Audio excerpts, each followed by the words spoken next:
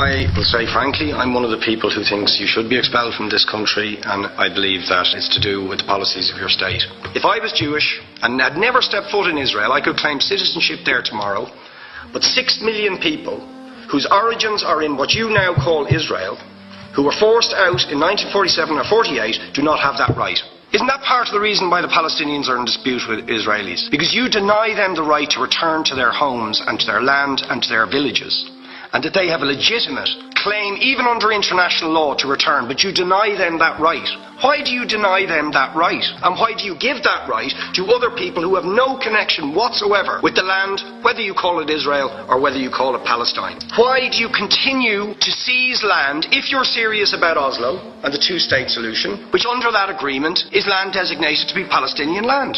500,000 people, most of which has taken place since Oslo. You allow that to happen. Why do you allow it to happen?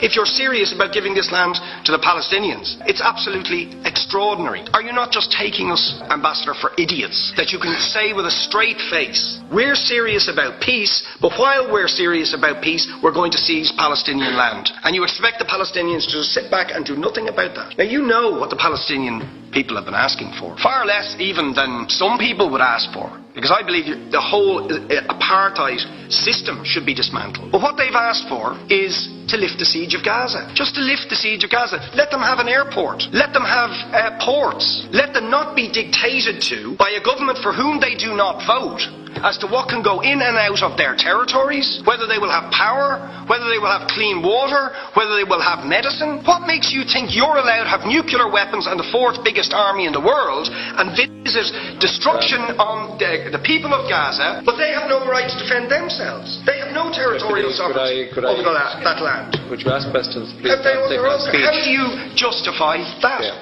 All right. How do you justify those double standards?